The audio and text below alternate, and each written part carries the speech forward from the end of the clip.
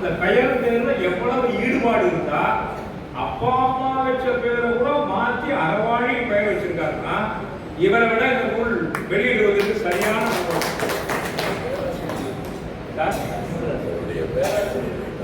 அதை ஏத்துக்கிட்டீங்களா? அதுக்காக நாங்க உங்களுக்கு தேங்க்ஸ் சொல்றோம். ஆக அற ஆழி என்பது 8 திசைகளிலும் அறத்தை எங்கெல்லாம் அறம் குறைந்திருக்கிறதோ அங்கு அறத்தை பரப்புவதற்காக பகவான் நீதி வருவார். அப்பொழுது அறச்சக்கரம் தோன்று கொண்டே செல்லும்.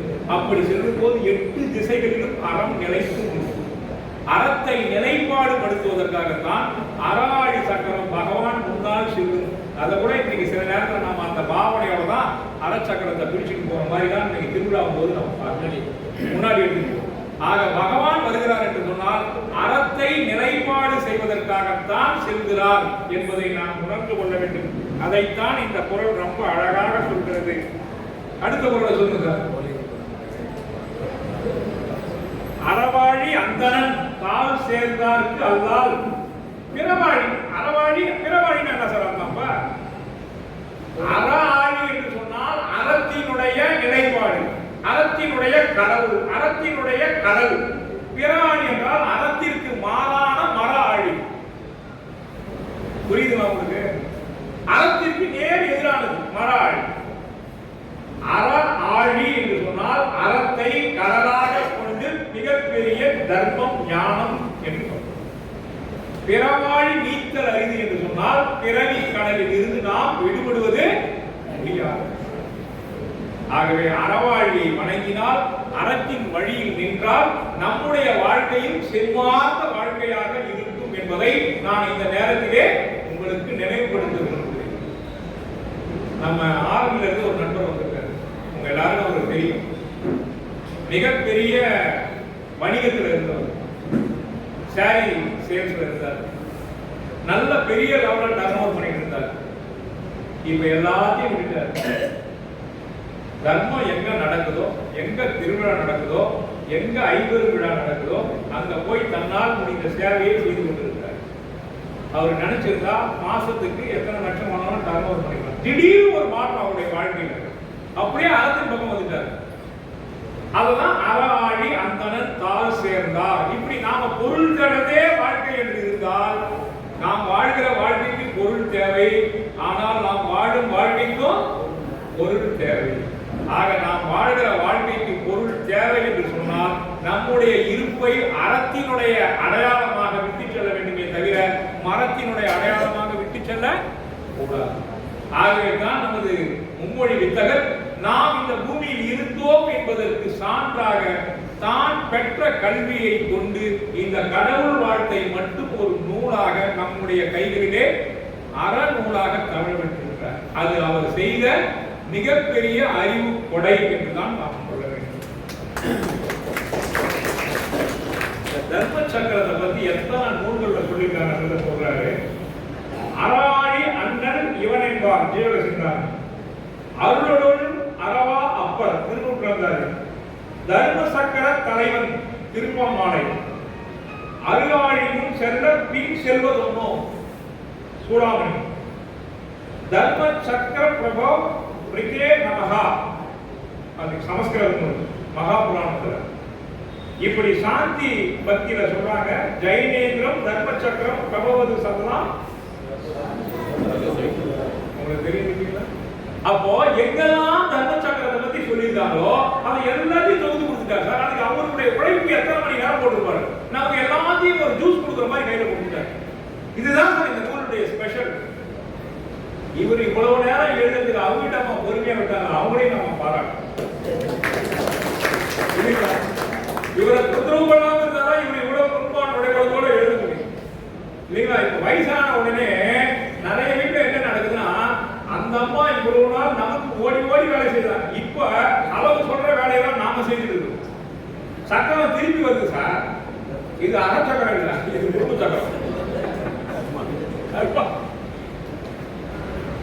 ஆக பகவான வணங்கணும்னா நிறைய நாவால் துதிக்கணும், காலார வளமாகும்.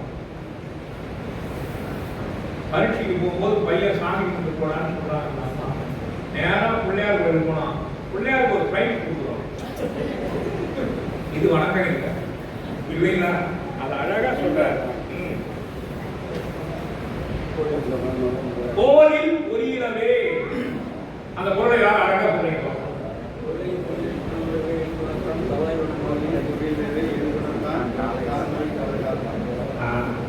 கோலில் பொறியிலவே எட்டு குணத்தை பத்தி சொல்ற. 8 வினைகளை விட்டோம்னா 8 குணங்கள் வரும். 8 வினைகள் என்னன்னு உங்களுக்கு தெரியும். நேரம் பகுதி நான் சொல்லல. 8 வினைகளை விட்டோம்னா 8 குணங்கள் வரும். என் குணத்தான் தாதை வணங்கா தலை. அப்ப வணங்காத தலையா நம்முடைய தலை இருக்காமா? கொஞ்சம் நினைச்சு பாருங்க. என் குணத்தான் தாளை வணங்க வேண்டும் என்பதை குரலாக சொல்கிறார் இந்த குரலிலே. என் குணத்தான் தாளை வணங்கா தலை. தலை எங்க இருக்கு? நம்முடைய உடம்புல இருக்கு. ஏன் உடம்பு சொல்லாம தலையை மட்டும் சொல்லி போனார்? சொல்லுங்க. என்ஜார் உடம்புக்கு சிரசே பிரதானம். என்ஜார் உடம்புக்கு சிரசே பிரதானம். அது மட்டும் இல்ல, 8 வினைகளை விடணும்னா 5 பொறிகள் அடக்கணும். 5 பொறிகள் எங்க இருக்கு? அதனாலதான் அவர் என்ன சொல்லிட்டாரு? சினையாது பெயர் ஒரு இலக்கணத்தில் இருக்கு. ஒன்றன் சினை முழு பொருளுக்கும் ஆகி வந்தால் அதுக்கு பெயர் சினையாகி பெயர். இந்த உடம்புல ஒரு உறுப்பு தான் தலை. வணங்கா தலை என்று சொன்னால் தலை என்பது நம்முடைய முழு உடலுக்கும் பொருந்தும். ஆகவே நீங்கள் உங்களுடைய அருக பகவானை என் குணத்தானை கோலில் பொறியில் குணமிலவே. அப்ப என்ன அர்த்தம்னா இந்த 5 பொறிகளுக்கு உண்டான இயல்பான குணங்களை விட்டு 5 பொறிகளால் பெற வேண்டிய அறிவை பெற்று இருக்கக்கூடிய என் குணத்தானை வணங்க வேண்டும். நம்ம 5 பொறிகளால் ஈட்டுவது அறிவு இல்லை. அது நம்முடைய உணர்ச்சி பிழம்பு. அந்த உணர்வுகளுக்கு இடம் கொடுக்காமல் 5 பொறிகளால் பெற வேண்டிய அறிவு ஞானத்தை பெற்று 8 குணங்களில் உயர்ந்து நிற்கக்கூடிய சாட்சாத் அருக பகவானை வணங்குங்கள். இத்தனை குரல்ல வணங்குங்கன்னு சொல்லிட்டு போனாலும் நாம கோவிலுக்கு போகாம பகவானை வணங்காம இருந்தோம்னா இதை விட யார் சார் நம்ம காப்பாற்றுவோம்? இப்பிறவி தப்பினால் எப்பிறவி வாய்க்கும். இந்த பிறவில மனித பிறவி போயிடுச்சா அடுத்து மனித பிறவி கிடைக்குமான்னு ஒரு சந்தேகம். மனித பிறவி கிடைச்சாலும் இந்த சமண குலம் கிடைக்குமான்னு ஒரு சந்தேகம். சமண குலத்துல பிறந்தாலும் கடவுளை போய் கும்பிடுன்னு சொல்ற குடும்பத்துல பிறப்புமானது ஓடு அமெரிக்கா ஓடு டாலரை ஈட்டு இப்படி சொல்ற குடும்பம் தான் இன்னைக்கு நிறைய இருக்கே தவிர கோயிலுக்கு போ சாமி கும்பிடு அப்படின்னு சொல்ற குடும்பம் இன்னைக்கு குறைஞ்சி போச்சு. டியூஷனுக்கு போ, ஸ்கூலுக்கு போ, ஸ்பெஷல் கிளாஸ் போ, இல்லைங்களா, கோச்சிங் கிளாஸ் போ, நீட் எழுது, தேடி எழுது. பொருள் தேடும் உலகத்தில் இருந்து கொண்டு பொருளற்ற வாழ்க்கை வாழ்ந்து கொண்டிருக்கிறோம் பெரியோர்களே. நம்முடைய இளைஞர்களை சற்றே பொருள் புரிந்த கடவுளுடைய பாத கமலங்களை வணங்குவதற்கு அவர்களுக்கு அறிவை புகட்டுங்கள். எங்க பொறியாளர் முதல்ல சொல்லிட்டார், லட்சம் சொல்லிட்டார். அவர் நினைத்த வாழ்க்கையை அவருடைய குழந்தைகள் வாழ்ந்து கொண்டு இந்நேரத்துக்கு என் பையன் கோவிலில் இருப்பான், இந்நேரத்துக்கு என் பையன் இந்த மதத்தை சொல்லிட்டு இருப்பான், நம்மளால நம்ம குழந்தையை பத்தி உறுதிபட சொல்ல முடியுமா? நினைச்சுப்பாரு. ஆகவே தான் இது போன்ற அறிவார்ந்த கூட்டங்களில் நாம் கேள்வி செல்வராகவாது அமர்ந்திருப்பது நாம் செய்த பாக்கியம். இப்படிப்பட்ட அறநூல்களை நாம் படிப்பது மிகப்பெரிய சுவாத்தியாயம் என்பது ஒரு நாளைக்கு ஒரு பக்கமாவது படிக்க சொல்றாங்க. மனிதனுடைய நாள் கடமைகளை அன்னைக்கே சொல்லிட்டு போயிட்டாங்க. இவன் எல்லாம் ஐடி ஃபீல்ட்ல இருப்பான், புத்தகத்தை எடுக்க மாட்டான், டிவி பின்னாடி சுத்துவான், இல்ல செல்ல ஆன் பண்ணி அவன் கண்டதையும் பார்த்துட்டு இருப்பான்னு தெரிஞ்சுதான் ஒவ்வொரு சமணனுக்கும் நாள் கடமையை சொல்லிட்டு போயிருக்காங்க. தேவ பூஜா, குரு உபாஸ்தி, சுவாத்தியாயம், சையமம், தபம். புரியுதுங்களா? அதனால இது எல்லாத்தையும் நம்முடைய அறிஞர் பெருமகனார் ரொம்ப அழகா சொல்லியிருக்காரு. கடைசி குறள்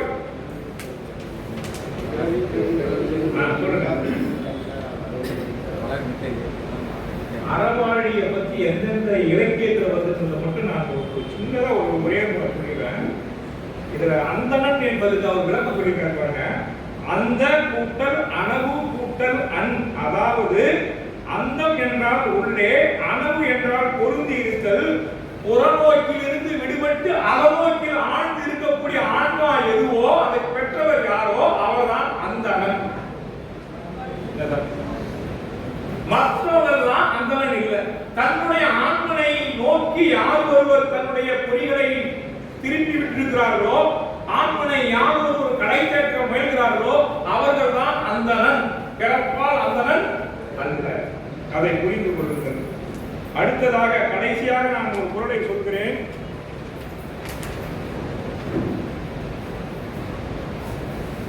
எட்டு குணங்களை மட்டும் சொல்றேன், உங்களுக்கு நிறைவுபடுத்தி. அனந்த ஞானம், அனந்த காட்சி, அனந்த இன்பம், அனந்த வீரியம், இடையூறு இல்லாத இன்பம். ரெண்டு இன்பம் சொல்லியிருக்காங்க இதுல. அடுத்தது பாத்தீங்கன்னா ஆயுரின்மை, கோத்திரமின்மை, அதாவது அருமநிலை, கடைசி சமதான் நிலை. சமதான் நிலை என்ன சார்? பாராட்டினாலும் நம்ம மகிழக்கூடாது, நம்மை இகழ்ந்தாலும் கோபப்படக்கூடாது. இந்த நிலை பரிபோகம் வருமானம் வந்து நினைச்சு பாருங்க. வரும் வரும் சமமாக ரொம்ப அருமையா இருக்கு. அதுதான் அதுதான் சமதா பாவனை சமணத்தில் மட்டும்தான் இருக்கு, வேற எங்கேயும் இல்லை. சமதா பாவனை சமணத்தில் மட்டும்தான் இருக்கு. அழகா சொல்லியிருக்காரு, எடுத்து சொல்லியிருக்காரு. எந்தெந்த பொருள்ல சமதா பாவனையோ எங்க நம்ம சொல்லணும்ன்றத அழகா சொல்லியிருக்காரு. கடைசி குறள், பிறவி பெருங்கடல் நீந்துவர் நீந்தார் இறைவன் அடி. பிறவியாகியது எப்படி சார் பெரிய கடல்னு சொன்னாங்க? உலகத்திலே மிக பெருசு கடல் ஒப்புமைப்படுத்துறதுல கடல் சொல்றாரு. ஆனா எவ்வளவு பெரிய கடலுக்கும் கரை என்பது உண்டு. அதான் ஒப்புமா சொல்லியிருக்காரு. எப்படி இதை சொன்னாலும் எனக்கு ஆச்சரியமான விஷயம். பிறவி பெருங்கடல் அது ஒரு எட்லஸ் அப்படிதான் சொல்லியிருப்பாரு நினைச்சேன். ஆனா பிறவி பெருங்கடலை நீந்தி கடந்தவருக்கு உதாரணம் சொல்றேன். அப்ப எவ்வளவு பெரிய கடலா இருந்தாலும் அதற்கு கரை உண்டு.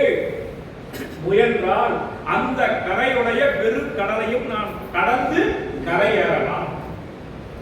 ஐயோ அது பெருங்கடல், நம்மால நீந்தி கடக்க முடியாது அப்படின்னு நினைக்கிறேன். பிறவி பெருங்கடல் நீந்த வேண்டும் என்று துணிந்து நின்றால் அது எவ்வளவு பெரிய கடலாக இருந்தாலும் நம்மால் நீந்தி கடக்க. பகவான் மகாவீரர் 12 ஆண்டுகள் கடும் தவம் புரிந்தார். அதனால்தான் அவர் பிறவி கடலை கடந்தார் இல்லைங்களா? ஆக பிறவி கடலை கடக்க முடியும். இத சிந்தாமணி ரொம்ப அழகா சொல்லுவார். பேரஞ்சல் இடுப்பை எல்லாம் பிளத்திடும் பிறப்பு நீக்கும் ஆர் அதிர்ந்து அரைக்கும் பெற்றோம் அதன் பயன் போடல் தேற்றும் ஓரும் ஐம்பொறியும் ஓம்பி உலவகர் கழித்த பெற்று கூடுமோ குறித்த எல்லாம் என்று நம்ம அறவாடையா ரொம்ப பிடிச்ச பாட்டு. ஆக நம்ம எத்தனை பிறவி எடுத்துக்கிறோம் நம்மளால எண்ண முடியாது. இன்னும் எத்தனை பிறவி எடுக்க போறோமோ அதுவும் தெரியாது. ஆனால் பிறவியாகிய கடலை கடந்து கரையேறிய பகவானுடைய பாத கமலங்களை பற்றி கொள்ளுங்கள். அதுதான் பிறவி பெருங்கடல் நீந்துவர் நீந்தார். ரெண்டு வாட்டி ஒன்னா போட்டாங்க. அதான் திருக்குறள் ஆசிரியர். நீந்துவர் நீந்தார். நீந்த முடியும், யாரால நீந்த முடியாது? ஐயோ அப்படின்னு முயற்சி பண்ணாத இருந்தா நீந்த முடியாது. பிறவி பெருங்கடல் நீந்துவர் தீர்த்தங்கரர்கள் நீந்தார், நீந்த மாட்டாங்க, இறைவன் அடியை சேராது. எவ்வளவு அழகா இந்த பொருளுக்கு விளக்கம் எழுதியிருக்காரு. பிறவி பெருங்கடல் நீந்துவர். நீங்களா நீந்துவர் இருக்கீங்களா? நீந்தாதார் இருக்கீங்களா? நீந்துவர். இந்த பிறவி இல்லாவிட்டாலும் எந்த பிறவியிலாவது நாம் இந்த பிறவி கடலை நீந்தி கடப்போம் என்ற நீந்துவர் நாம் இருக்கலாம். நீந்தாதார நாம் ஒருபோதும் இருக்கக்கூடாது. இந்த ரெண்டு பொருள் ரெண்டு சொல்லி எடுத்து பக்கத்துல போட்டாங்க. அதான் போட்டாச்சு. பணக்கார கொஞ்சம் பேரும் வறுமையில் இருக்கிறவங்க நிறைய பேர் இருக்கிறதுக்கு என்ன காரணம்னா நோற்பவர் சிலர் பலர் நோடார்கள். அந்த சிலரையும் பலரையும் பக்கத்துல போட்டார் திருக்குறள்.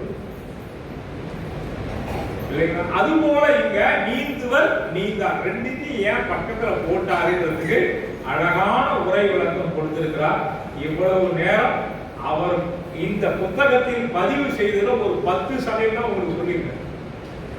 இன்னும் பாக்கி 90% நீங்களாக படித்து புரிந்து கொள்ள வேண்டும். இவரை போல் யார் இதற்கு உரை எழுத முடியும் என்ற நிலையில் உயர்ந்த செம்மார்ந்த உரையை எழுதியிருக்கிறார். அந்த மும்மொழி வித்தகருக்கு நாம் அனைவரும் கரவழி வைத்து வாழ்த்துமாறு.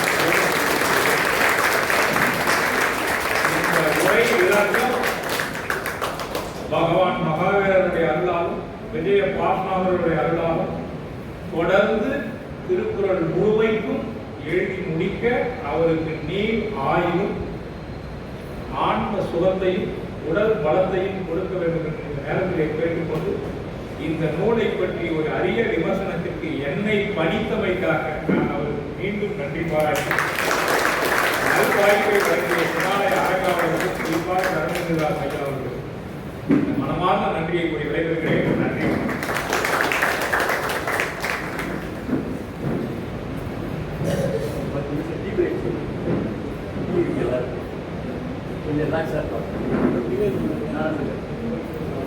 அழைச்சி பேசினால காசு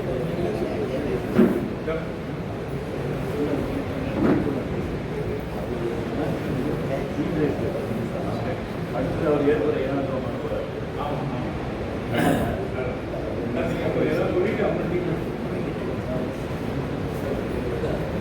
நீங்க ஏதாவது சொல்றீங்களா?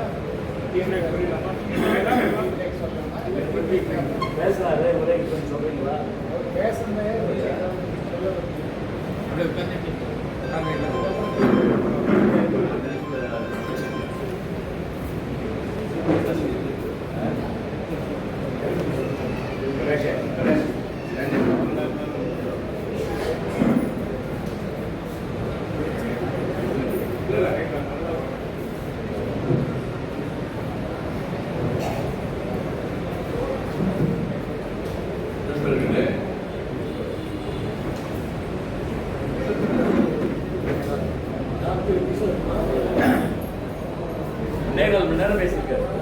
ஒன்னேகால் மணி நேரம் பேசியிருக்காரு.